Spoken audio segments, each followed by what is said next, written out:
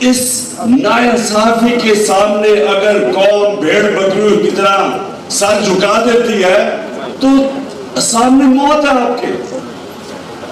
یہ جو ارشد شریف سے ہوا ہے پاکستان کا میری نظر میں نمبر 1 انویسٹیگیٹو جرنلسٹ تھا. وہ آدمی جو صرف اور صرف ملک کے لیے کھڑا تھا, رائے حق پہ کھڑا ہوتا تھا, کئی دفعہ غلط بھی ہوتا ہے لیکن وہ اپنے ضمیر کے مطابق رائے حق پہ کھڑا تھا, ملک کے لیے کھڑا تھا. جو ملک کی بہتری ہے ارشد شریف ادھر کھڑا تھا. کوئی اس کا دشمن بھی نہیں کہہ سکتا تھا کہ وہ کبھی اپنے ضمیر کا سودا کرتا تھا. باضمیر ایک وہ جرنلسٹ, صحافت جو ملک کا اثاثہ ہوتی ہے, ایسے صحافی ملکوں کا اثاثہ ہوتے ہیں کہ ملکوں کے اوپینین میکرز بن جاتے ہیں. کریڈیبلٹی ہے. کیوں اتنا غم ہے آج؟ میں نے کبھی پاکستان میں کسی صحافی کے اس طرح, اور بھی صحافی قتل ہوئے ہیں پاکستان میں, لیکن میں نے کبھی اس طرح کا رنج اور دکھ پاکستان میں نہیں دیکھا, اور غصہ جو ارشد شریف میں ہوا, کیونکہ سارا پاکستان جانتا تھا, اس کے مخالف بھی جانتے تھے کہ وہ ایک دلیر, ناڈر, ایک سچا, ایک محب وطن پاکستانی تھا, اور اس نے جان اپنی دی اور شہادت دی. ہر کسی کو ہم شہید کہہ دیتے ہیں, جی فلانا شہید ہے, یہ شہید ہے, ایکسیڈنٹ میں مرتا شہید ہے.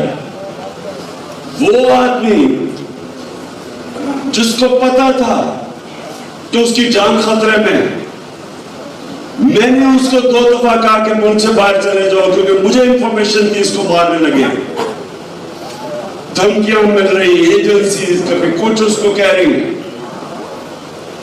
صرف اس لیے کہ وہ کھڑا تھا رجیم چینج کے خلاف سازش کے اوپر. وہ بار بار بے نقاب کر رہا تھا. حکم آتے تھے جی نامعلوم نمبر سے کہ یہ نہ کرو تمہیں یہ کر دیں گے, پتا تھا. پھر گھر میں اس کو دھمکیاں دی انہوں نے, پھر اس کو ہم نے ملک سے باہر میں پالا, پھر دبئی کے اوپر پہنچ گیا اس کے پیچھے کہ دبئی سے اس کو واپس بھجوایا جائے. ادھر سے وہ کینیا گیا, اور وہاں بھی انہوں نے اس کا پیچھا نہ چھوڑا. وہ لوگ جو چاہتے ہیں کہ ہم یہ چوروں کو ایکسپٹ کر بیٹھے, اور یہ جو انہوں نے ظلم کیا پاکستان سے, چوروں کو پہلے اوپر لے بٹھایا, انہوں نے اس ملک کی معیشت کا بیڑا غرق کر کے رکھ دیا. آج پاکستان کی کریڈٹ ریٹنگ مائنس پہ چلی گئی ہے. چاہے موڈی دیکھو, چاہے فچ دیکھو, قرضہ آپ کو دینے کے لیے تیار نہیں ہے پاکستان کو. قرضے ہم واپس کر نہیں سکتے, روپے پہ پریشر ہے, آگے تباہی نظر آ رہی ہے, انڈسٹری بند ہو رہی ہے, کسانوں سڑکوں پہ. کون سی قیامت تھی جو اس سے پہلے کیا ہو رہا تھا 6 مہینے پہلے؟ پاکستان کی اکنامک سروے کے مطابق جو انہوں نے پبلش کیا ہے, پاکستان کی تو 17 سال میں بہترین گروتھ ریٹ ہو رہی تھی. ان چوروں کو اوپر بٹھایا, ملک کا بیڑا غرق کر دیا, اور صرف ایک کام کیا کہ 1100 ارب روپے کے کرپشن کے جو کیسز تھے وہ دن بدن اپنے ختم کرتے جا رہے ہیں.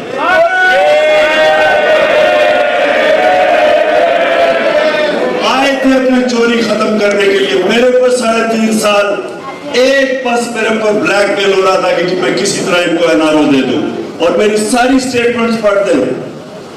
میں نے کہا میں جو بھی مرضی ہو جائے میں تمہیں NRO نہیں دوں گا, اور اس لیے نہیں دوں گا کہ میں ملک سے غداری کروں گا, میں اپنے اللہ سے غداری کروں گا.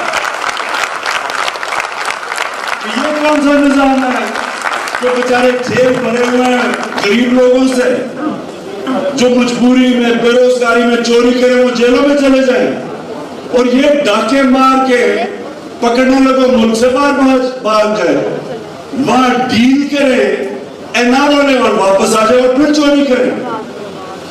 اس کے سننے میری بات,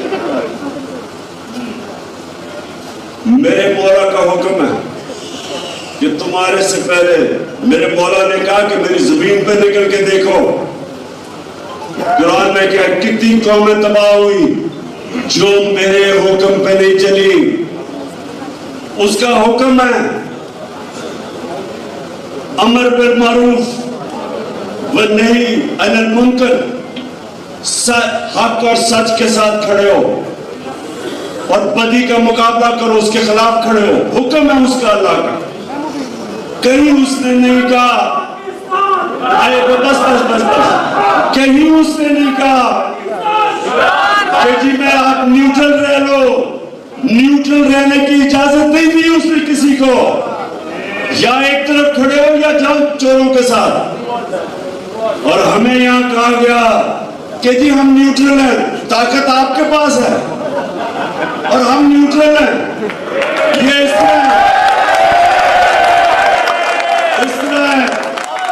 اس طرح ہے کہ آپ کے گھر یہ بالکل ویسے ہے کہ میرے گھر پہ ڈاکہ پڑ جائے اور چوکیدار کہہ جی میں نیوٹرل ہوں, میں کچھ نہیں کرتا.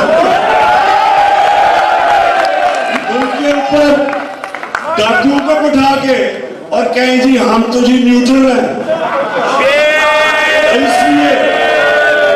اس لیے میری قوم سن لو, یہ موقع یہ آپ اس وقت میری قوم نے اگر اس ظلم کے سامنے نہ کھڑی ہو, یہ آپ کی بربادی ہے.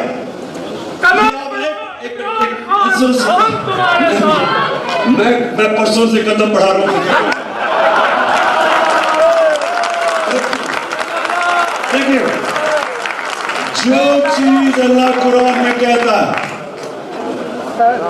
جو میرے نبی صلی اللہ علیہ وسلم جتنی بھی ان کی سنت ہے وہ چلتے پھرتے قرآن تھے. قرآن کے اندر واضح ایک چیز, اللہ نے انسان کو کہا ہے کہ ظلم اور ناانصافی کا مقابلہ کرو. اس کو جہاد کہتے ہیں. سارے اللہ کے پیغمبر جو بھی اللہ نے پیغمبر بھیجا وہ سارے ظلم کے سامنے کھڑے ہوئے تھے.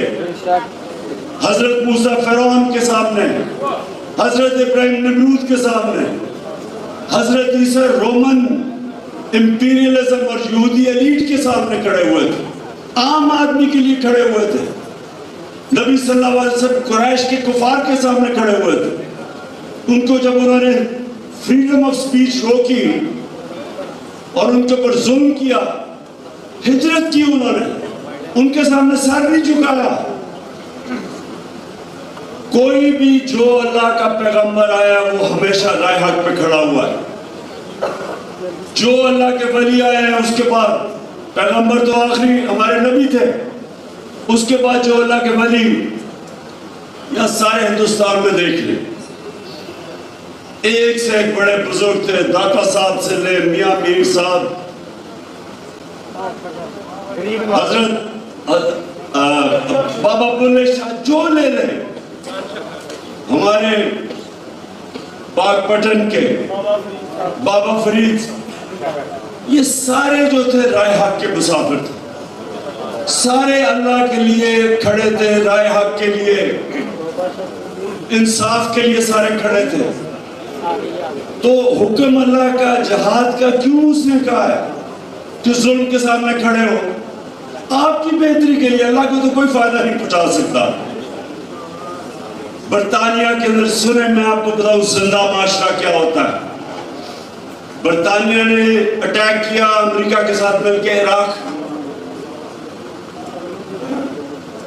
تیل کا جنگ تھی ساری عراق میں, دنیا میں دوسرے نمبر پہ تیل کے ذخیرے,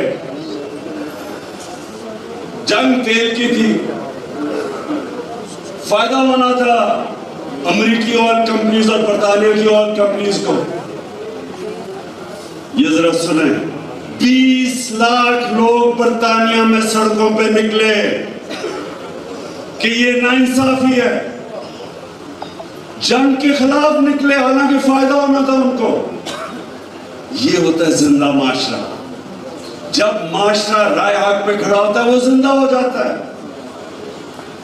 جب یہ آپ اس طرح کے ظلم جو اشرف شریف سے ہوا، جو اعظم سواتی 75 سال کا سینیٹر، ایک ٹویٹ کر دی اس نے، کون سا آسمان پھٹ گیا تھا، اس کو ننگا کر کے 75 سال کے آدمی کو نامعلوم افراد ننگا کر کے انہوں نے اس کو پر تشدد کیا۔ شہباز گل، اس کو انہوں نے 2 دن بند کر کے جس طرح کا تشدد کیا، اور مجھے ابھی بھی نہیں سمجھ آتی ہے ننگا کیوں کر دیتے ہیں سب کو؟ یہ کتنے بے شرم لوگ ہیں کہ صرف انسان کو ذلیل کرنے کے لیے۔ یہ ہمارے آئین کے اندر ہے، ہمارا آئین انسان کی ڈگنیٹی کو پروٹیکٹ کرتا ہے، یہ آئین کی وائلیشن کرتے ہیں اور ڈرتے ہیں سارے، ان سے کو پوچھتا کوئی نہیں۔ نامعلوم نمبر سے ٹیلی فون آ جاتا ہے، جی یہ نہیں کرو گے تو ہم یہ کر دیں گے، اور یہ بالکل وہی ہے کہ میں مثال دیتا ہوں، یہ افریقی بفلو کی، افریقی جو بھینس ہے، ہزاروں میں کھڑے ہوتے ہیں، 5-10 شیر ان کے اوپر حملہ کرتے ہیں، بھاگنا شروع کر دیتے ہیں، وہ ایک کو پکڑ کے 5-6 شیر کھا جاتے ہیں۔ وہ سب سے تکڑا جانور ہے افریقی بفلو، وہ کیونکہ ڈراتے ہیں، وہ اپنی جان بچا کے سارے بھاگنا شروع ہو جاتے ہیں۔ وہ سارے کھڑے ہو جائیں، وہ شیروں کی مجال ہے ان کے قریب جا سکے، لیکن اپنی جان بچاتے ہیں، خود غرض ہیں، بزدل ہیں۔ یہ ہمارے سے ہو رہا ہے۔ یہ جناب نامعلوم نمبر سے ٹیلی فون آتا ہے، وہ سارے ڈر جاتے ہیں، سوشل میڈیا کے لوگ ان کو پکڑ لیتے ہیں، میڈیا چینلز کو ٹیلی فون جاتا ہے۔ مجھے یہ نہیں سمجھ آئی چینلز کو کیوں ٹیلی فون کیا تھا، کیوں چینلز کو ٹیلی فون کیا تھا کہ ارشد شریف کو اس کی کہانی کو دباؤ، کیوں کیا تھا؟ یہ سب سے بڑا المیہ ہے اس ملک کا کہ یہ تھوڑے سے لوگ ڈرا دھمکا کے لوگوں کو ڈرا دیتے ہیں اور اس کے بعد ملک پہ ہر قسم کا ظلم کرتے ہیں۔ تو میں یہ جو نکل رہا ہوں، یہ مارچ نہیں ہے، یہ انقلاب ہے۔ میں اس ملک کو کبھی بھی ایکسپٹ نہیں کروں گا ان چوروں کو ہمارے اوپر۔ اور میں آپ سب سے جو مطلع کمیونٹی ہے، دیکھیں آپ کے اوپر اللہ نے، دیکھیں قرآن میں جو ہماری ججمنٹ ہوگی نا آخرت میں، وہ ہوگی جتنا انسان کو اللہ دیتا ہے، نعمتیں بخشتا ہے، اتنا ہی بڑا امتحان ڈال دیتا ہے۔ ہم سب کی ججمنٹ ہوگی کہ اس نے ہمیں دیا کیا۔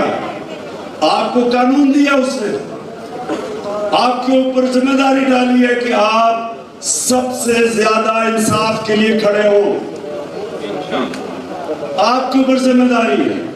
اور میں اس لیے اپنے سارے وکلا ہر جگہ جا رہا ہوں، اپنے وکلا کو تیار کر رہا ہوں کہ آپ نے اب اپنی ذمہ داری نبھانی ہے۔ ہمارے اوپر ہر دوسرے دن میں کیس ہو جاتا ہے، میرے اوپر پتہ نہیں کتنے FIR کٹ گئی ہے، کبھی وہ اریسٹ کرنے آ جاتے ہیں ڈرانے کے لیے، جو مرضی کریں گے۔ ہمارے اندر جس وقت وہ جذبہ آ گیا کہ ایک ہم وہ بھینسوں کی طرح بھاگیں گے نہیں، خوف سے کسی کو پیچھے چھوڑ جائیں گے تاکہ کھا جائے۔ ایک ہمارے شہری سے ناانصافی ہوئی، ساری قوم اس کے ساتھ کھڑی ہوگی۔ جب یہ کریں گے یہ ملک اٹھ جائے گا، تب اٹھے گا۔ جب اس ملک میں انصاف قائم کر دیا، اس میں خوشحالی بھی آ جائے گی، اس میں خوشحالی بھی تب آئے گی۔ رول آف لا مدینہ کی ریاست میں پہلے اسٹیبلش کیا گیا، پھر خوشحالی آئی۔ پہلے خوشحالی نہیں آئی، پہلے انصاف آیا، پھر خوشحالی آئی۔ جو بھی ملک آپ کے سامنے سوئٹزرلینڈ، اسکینڈینیویا، یہ آپ کے سامنے ملک، ان کی مثالیں جائیں اور پاکستانی رہتے ہیں، پوچھیں ان سے. غریب سے غریب لیبرر بھی پاکستان جو کام کر رہا ہے ان ملکوں میں اور جو وہاں کا شہری بن گیا ہے، اس کو پورا اعتماد ہے کہ کوئی طاقتور اس کے اوپر ظلم نہیں کر سکتا. اس لیے وہ اٹھتے ہیں، یہاں سے جاتے ہیں بیچارے ویزا لے کے مار مار کے وہاں پہنچتے ہیں، ان کے بچے ان کے سکولوں میں جاتے ہیں اور وہ دیکھتے دیکھتے جب ان کو وہ ایک ایسا انصاف کا معاشرہ ملتا ہے وہ اٹھ جاتے ہیں. دیکھیں تو آپ کو فخر ہوگا دیکھ کے کہ اپنی جو آپ کی بیرون ملک پاکستانی کمیونٹی ہے، فخر ہوگا دیکھ کے کہ وہ کیا کیا کام کر گئے، کیا کیا کارنامے ان کے. کیوں پاکستان نہیں آتے؟ کیوں پاکستان میں آگے سرمایہ کاری نہیں کرتے؟ کیوں نہیں آتے؟ کیونکہ انصاف نہیں ہے، یہاں کام ہی نہیں کر سکتے. جب انصاف نہیں ہوتا تو کرپشن ہوتی ہے، قبضہ گروپ ہوتے ہیں. یورپ میں کیوں نہیں قبضہ گروپ؟ کیونکہ وہاں انصاف ہے.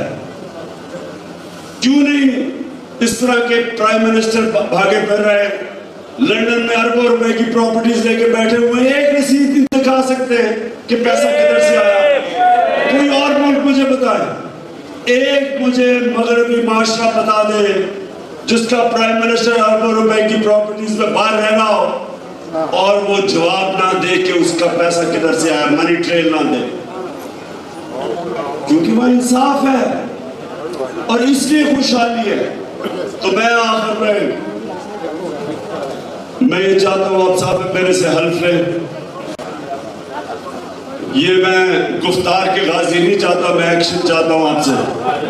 تو میں چاہتا ہوں اصل میں ہاتھ کھڑا کر کے اپنے سب نے حلف لیں. سب اپنا دائیں ہاتھ اوپر کریں جی. بسم اللہ الرحمن الرحیم. میں اللہ تعالیٰ کو حاضر ناظر جان کر حلف اٹھاتا ہوں کہ میں پاکستان کے آئین و قانون کی ہمیشہ پاسداری کروں گا اور یہ کہ میں بیرونی سازش سے آئی موجودہ حکومت کو عوام کی جمہوری طاقت سے بدلنے تک اپنی تمام تر آئینی اور جمہوری ذمہ داریاں پوری کروں گا اور یہ کہ میں خوشحال اور آزاد پاکستان کے لیے ہمیشہ جدوجہد کروں گا. اللہ تعالی ہم سب کا حامی و ناصر ہو. آمین. پاکستان